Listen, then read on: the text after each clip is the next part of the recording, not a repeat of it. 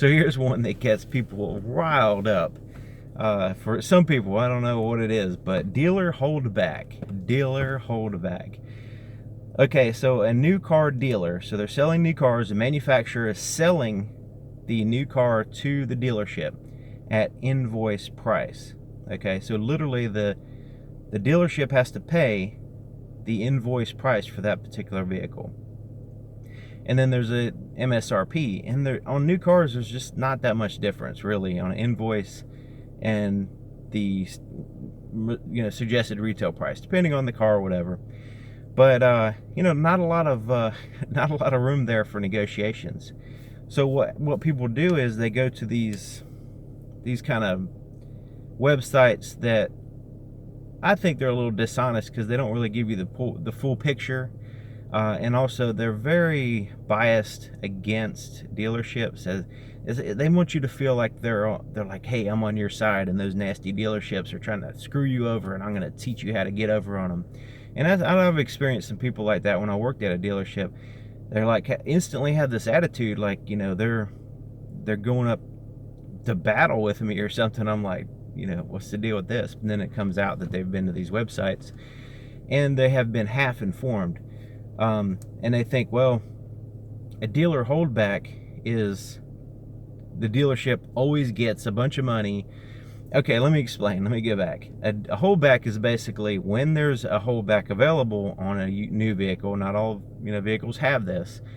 It will be paid out once the vehicle's sold. So there's like a portion, like 1 or 2% of the MSRP of the vehicle will be paid to the dealership once the vehicle moves out of the inventory of the dealer. Like it's sold, it's actually on the road, and people have bought it. Now, this may not be the case with dealer trades. So if a dealer trades with another dealer, they might not get the holdback or anything like that because it's a different deal. Okay, so because I've had experience with customer, and I was like, basically we sold the new car to him, new vehicle to him for dealer invoice. The dealer wasn't making a single penny. It was actually losing money because, all the other variables. We had to pay to get the vehicle washed. We had to pay to get it from another dealership. We had to, there's a lot of expenditures there, and selling it. And I was trying to explain to him, like, hey, we're trying to work with you as best we can, and they wanted us to go down on the price more, and I'm like, we're already losing money. I don't understand why. And they're like, well, you're getting all this money with dealer holdback, and that you're making tons of money either way. I'm like, that's ridiculous. For one thing, even if the dealership was, let's say the dealership was getting $1,000, which I don't even think was even close to being the case. I don't even think that wasn't the case, but let's say we did. Usually it's not even that much. But let's say that dealership got $1,000. By the time it pays for all the different aspects of that sale, everything, okay, not, of course, doing extra service for the customer, like say, going and picking up their vehicle after, at their work and bringing it to have it serviced. Just all the extra stuff that they're paying, having employees do, and what I'm doing, all this stuff, paying it all out, you're still very close to breaking even anyway, okay?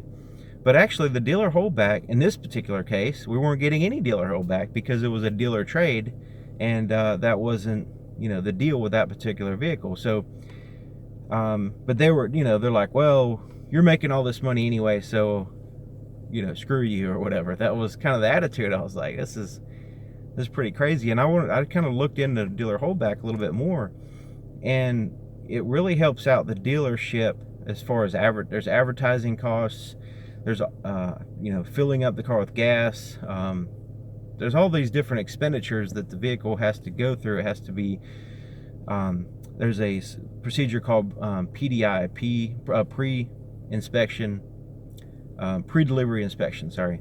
So this vehicle has to go through that, which technicians have to be paid, all these different expenses with a new vehicle that the manufacturer is trying to help the dealership with if they sell the car. Like, okay, if you sell it within a certain amount of time, we'll give you this dealer holdback. We're holding back this certain amount of money, and then once you sell it, we'll give you this. No, if the vehicle is there for too long, then the dealer holdback could go to zero, you know. So there's not always there. But you know, if these websites are telling you that, hey, the dealerships are just making tons of money, that's not the case. And I mean, trying to make any money on a new car is very, very hard.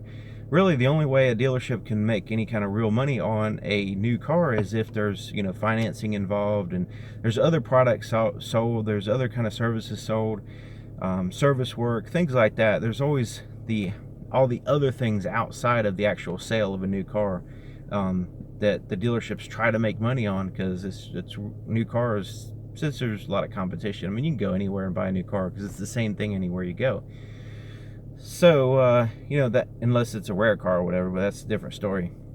So dealer holdback, you know, just because these websites, I mean, I'm telling you, they really screw you up. Because if you go to these websites and you think that you got all this information, or like, yeah, I know, they got a dealer holdback and they got all this you know, secret money that they're trying to keep secret from me, and you go in with an attitude, you're not gonna, if you're going into an attitude anywhere, it doesn't matter where you're doing business, if you as a customer walk into with an attitude, you're going to not get the best response. I mean, anywhere you go, walk into a restaurant with an attitude right up front, the waiter's gonna be like, you know, I'm not going to go the extra mile to serve this customer.